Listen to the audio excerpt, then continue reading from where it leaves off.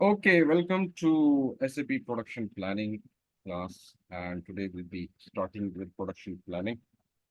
So basically, we'll start with the material master. If we talk about material master, let me just share SAP screen, and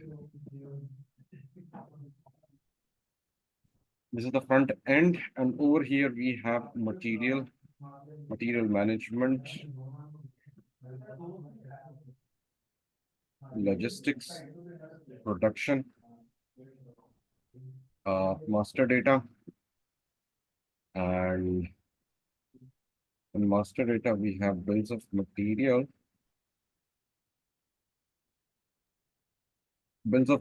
for material, but for that we will need material master. Okay, in material master we have, in material management we have material master, material अच्छा create. मेरी ना थोड़ा सा वो था, वो मुझे ये बताइएगा कि Okay, so this is the material master. We will actually create a material from any industry. We'll pick mechanical engineering and a finished product. For example, let's say it's 30 mm ball bearing Suzuki Alto 2004. Okay, 30 mm ball bearing. Okay, external number is not allowed. Select views, basic data. Okay, 591 is the number assigned. 40 mm Suzuki Alto front ball bearing. Okay. Measure of unit is each material group. Now, what is material group? We will configure this. And gross weight 1 is just for information's sake. Weight unit is kg. And if we save it, our material is created. Okay. So this is just an overview, nothing to understand or nothing to follow. We'll be creating plant material types and groups as well. Okay. So this is just to give you an idea. New GUI 37, execute.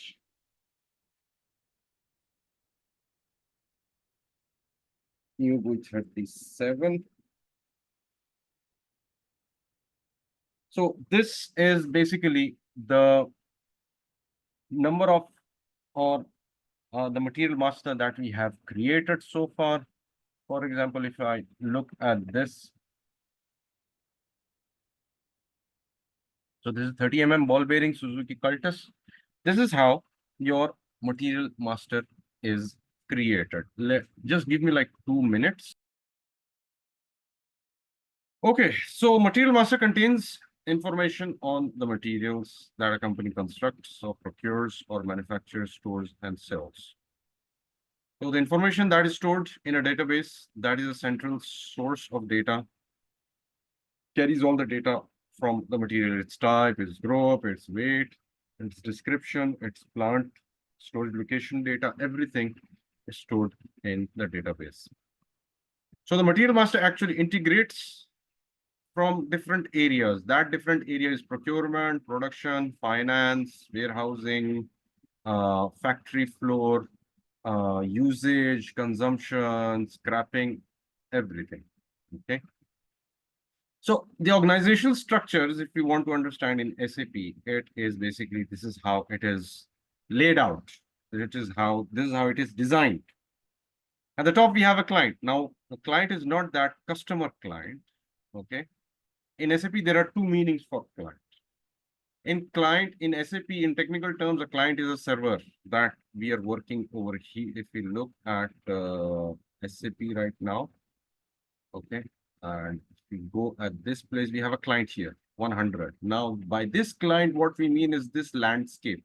Now, this landscape is purely configuration, landscape, practice purpose, experimental purpose, server. Now, client is a server over here. Okay. So this is one client. But in business terms, this client can be your customer also. So there are two semantic meanings in SAP. Under the client, which can be a server or your customer, there is a controlling area. But in this case, of course, this client is a customer because the customer has to design all the landscape of SAP. The controlling area is basically nothing but the costing, the management accounting area, because this is where all the cost center accounting, production, product costing, profit center accounting is done. And profit center is the top most level because they have to see what profit center is producing what. Okay. Under that, we have company codes. Now, company codes are basically units which have their own operational, financial statements or documents like P&L, like balance sheet. Now, operational, they want to see the sales happen at company code level. They want to see the manufacturing that is happening, that actually happens in the plant area. But plant basically reports to a company code. So all the financials, all the operations are supervised and controlled by company codes. And company codes that are unifying at one controlling area have implications, understanding, a different understanding. For example, now this is a manufacturing company code, but it is located in Vietnam.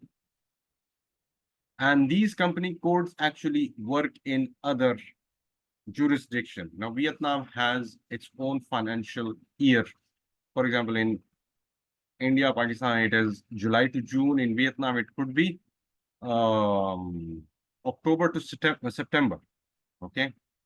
These company codes can be different. For example, this can be a Dubai-based distribution company, and this can be another trading company working from January to December. Okay, and their controlling areas will be different based on the fiscal year plus other settings from financial accounting. But this company, manufacturing concern, will have a plant or more than one plant, and all those plants will have a company code to represent, because all the product flow, material flow will be going from plant in the books of company code and reflected in controlling area. So what is a plant? Plant is an organizational unit. It's a place where valued goods and services are produced, stored, consumed, distributed. It can be used to define a manufacturing facility, a warehousing center, corporate headquarters, or a sales office. Okay. Organizational levels in logistics. Now, this is a client where, now, as I said, client can be a server, it can be a customer, but from logistics point of view, okay, we will actually assume the client will be your either design department or engineering department. And that engineering department will be driving the plants and their storage location, because they will be spearheading and architecting the whole setup, organizational setup. Okay.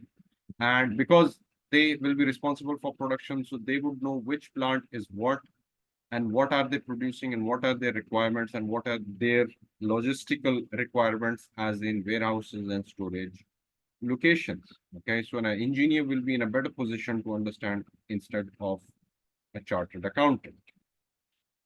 Organization levels in master record, in material master, are client, plant, and storage location. In client, of course, we have the material number that we have already seen. Okay, this is the material number. Okay, and the description, units of measure, and technical data. The material master has a hierarchical structure which covers following organizational levels: client, plant, and storage location. Plant, basically, what will it carry? It will carry MRP data. Now, what is MRP? MRP is material requirement planning for production, for storage, for consumption. Work scheduling data. Again, this is related to production, purchasing data. Which purchase organization will be responsible to buy this material or produce this material for this plant? Storage location is where you will actually stock your quantities and it will carry that information. Okay. So speaking of material type, industry sector and material type, we have industry sector like mechanical engineering, chemicals, agriculture, so on, machinery, and so on. And under mechanical or chemical, any type, there will be some grading like raw material, semi-finished goods, finished products, and other like services. Okay. Material master records are grouped according to industry sector and material types. Now, material types, raw material, semi-finished, and finished. And this is industry segment or industry sector. Industry sector determines which industry specific data appears. So which industry specific means that you will be able to configure your material creation, material consumption data as per the industry sector. We'll see this later on. The material data type determines which departments can enter data and whether quantities and values are updated in inventory management or not.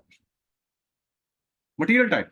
It groups together materials that have attributes in common. The material type controls which departments are able to maintain material data, whether and how quantities and values are updated in the system, whether the material is procured internally or externally, which GL account, for example, material stock account are updated. Since material time influences internal processing, system checks are performed before changes are allowed. You can change material type without restriction if no stocks are existing. If stock reservation purchase document exists, the material type can be changed if the same GL account is used as by the old material type. The quantities or value are updated as they were by the old material type. So if you want to change a material type, which seldom it is done, but when it is done, of course, you have to take care of the GL and the quantities, okay, or make the stock zero. Industry sector determines which branch of the industry the material is assigned to. As simple as that, you can have your industry sector and you can have material types defined for that industry sector. So what are the views? Now, if we speak about the views in SAP, there are many views, for example. Now, this is view, this is also one view, this is one view, packaging is one view. Now, over here, we only have 5-6 views, but in reality, there are many.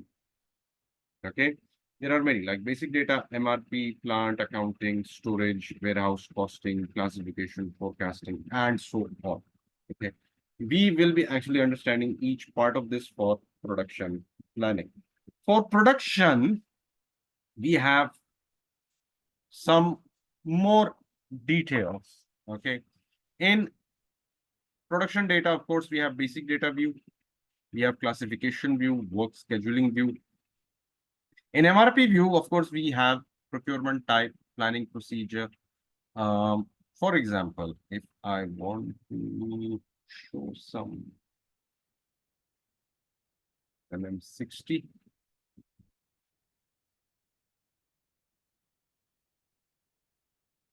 Okay, consignment, FERT material. Now, FERT material basically finished material. Let's just pick this up. We don't have production details on this. Consignment material. Material for pricing against. Okay, this plant, let's see if this has, no, it doesn't have production. Testing raw material does not exist. Packing pouch, MRP 1, 2, 3, and 4. Let's see. Oh, wait, plant. I don't know the plant.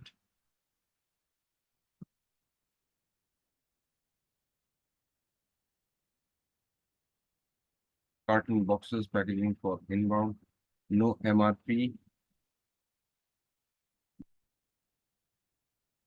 Okay, do we have a plant over here? No, we don't have a plant. Okay, we have a plant. What was that product again? Raw material 5959. No. Anyways, we'll see it later on. Procurement type, planning procedure, planning strategy, stock rules, back flushing, plant specific material status, MRP groups, in-house production, and so on. There are many views that we will be looking into. Okay, now when we are actually maintaining a material master, sometimes we need to duplicate that material for another material group or another plant. That function is also available. The defaults that we have in material master are industry sector. Okay. Industry, through industry sector, you can also access your material type and hence the material number. To promote more efficient and accurate entry of MRP forecast data, you can predefine multiple MRP profiles like default values and rules for MRP. We'll be looking into this in much more details. Now, these are some of the screens that we maintain for material master, which is purchasing basic data MRP. We've already seen this, okay? And we have additional data like document data, unit of measure, administrative data, consumption, and so on. Number assignment. Now, number assignment is basically it differentiates your material from other types of material. For example, for raw material, you will want to have a different material number. For semi-finished good, you will have a different separate number range. Okay, and so on for the finished good. Now, finished good can be externally used. We can use our own description. Okay, that can be allowed for finished goods. Okay, externally assigned numbers can be used as well. Material number display. Now, this is basically, this is, for example, 72 basic data. Now, 72 is the material number. The maximum that it can go is 14 digits. Okay, description is what you have actually maintained over here. So material number is basically also used for barcode reading as well for storage purposes. That helps in storage purposes. So if you have number ranges 4, 16, 72, for example, so 4 will be used for material type carton, 16 for crate, and 72 for pallets. Okay, so that's how you will be actually using number ranges, and units of measure can be the same for all of these. Units of measure, we can group units of measure as well and also mention alternate units and conversion factors. Now, that is also available in material master. So in material master is a very detailed area where you will actually maintain every part of the material that will be important for productions. So documents that contain information that are useful either for the person responsible or for transfer between systems. For transfer between systems means between plants or between departments like engineering, for example, in automotive, of course, one part of the department will work on that automotive and work on that piece of the material and send it to the next department with documentation that this has been done and this is remaining, this is incomplete, or this needs attention or checking, so on. Like, for example, inspection, drawing, everything will be part of that automotive car that is being passed from one factory floor to another factory floor. Material status. Now, material status basically when you actually fill up the parts of the material master like purchasing, independent requirements, quality check, inventory. Okay. So these basically controls are available, that these information is available on the material master, and the system can be configured to issue a warning or error or no dialog if some of the information is missing from the material master. Okay. Materials can be extended from plant to plant. The same material can be extended to another plant if there is a requirement that this plant, this material is required to be produced or procured at another plant. It will be produced or transferred. That material can be copied and extended to another plant. Okay. Material list, of course, material are basically made with number ranges, okay, at plant level and based on the material type, and the users will have the option to create material master based on these listings and segmentation that are available. So when we are basically defining a material, sometimes the material is not required and we might be experimenting, and that can be deleted as well. That option is also available. Some materials may actually go out of fashion, okay, like finished goods, and we can scrap that, or there was a specific customer order that was completed in production and no other customer will ever order that again, and that will be archived into the database. So basically, material master records basically are used at various segments, at various levels. Those are areas where it can be used for production, for storage, for transfers, like routing, okay, for documentation, for work means for work scheduling, that is again in production planning. PRT, I can't actually recall what is PRT, but anyways. So classifications, if we talk about classifications, now there are classes that will be maintained. For example, there is a class pump. Now pump can be a hydraulic pump, there can be an automatic pump, or there can be a manual pump. Okay. And based on that pump, there will be some details which will differentiate each pump segment. And those will be having different characteristics like output, speed, material, usage, classifications. Okay. Classifications can be like size, color, and so on. So classifications are also available in the material master that we will be looking into in pretty much detail. Finding a material, of course, it requires, as I have already shown you, we can use it using the user name also. Okay. Authorization groups basically is where a user is actually allowed to make certain material types, but not the other material types. We can give authorizations also. Okay. So MM01, we have already seen how we've actually created our material. Okay. And these are the views that we have already seen. And we've also given the details. In MRP, if we look about it, in MRP, there are MRP types and MRP controllers. Okay. We'll look into this more detail when we go into the creation of material master. For example, in MRP1, we have lot sizes. Now, what are lot sizes? That 100 pieces will be produced in one lot. Okay. They can be static lot sizing as well. These are some of the MRP areas that we will be covering. In MRP2, we have segments: procurement, scheduling, net requirements calculation. Now, procurement, it will be procurement type, whether you are procuring from the plant or whether you're procuring from any vendor, or you're procuring from within department, that will be basically controlled from here.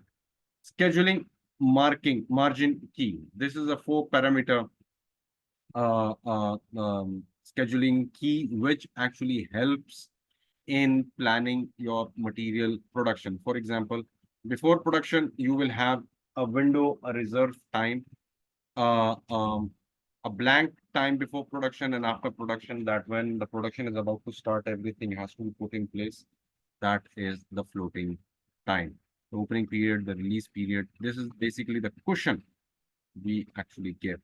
Planning delays also occur. Cushion before and after production given is basically helps in covering that cushion. Okay. Releases for order checking, evaluation, and for evaluation means that we will actually release the scheduling margin based on the cushion that we have actually planned. Planned delivery time, of course, you will actually give delivery times for that will be planned well ahead before productions. Okay.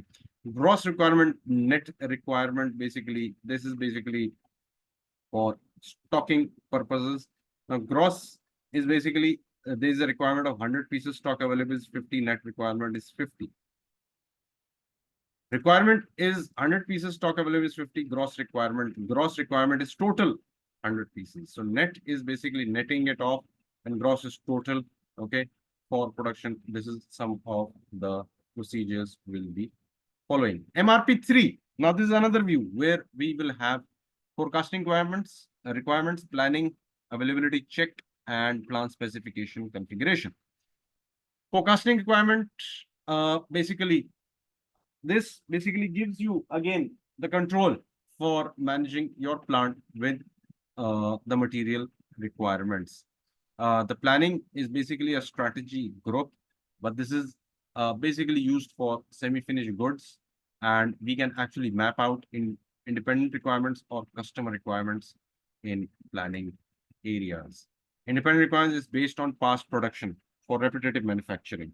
Okay, and customer requirement is basically order based.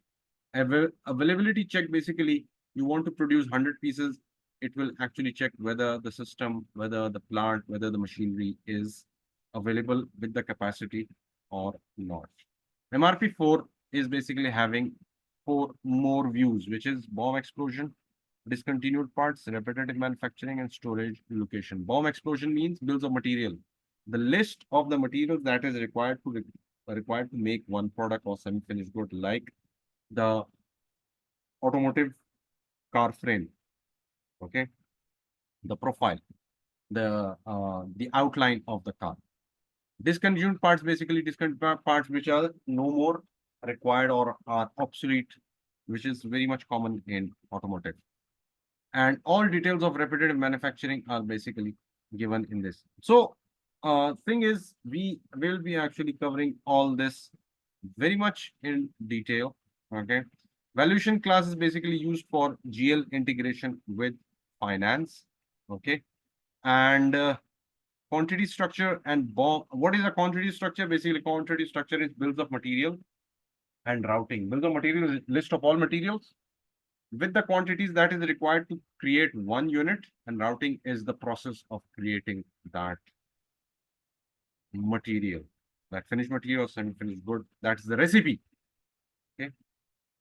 T code OKKN. Let us just go and check that. OKKN.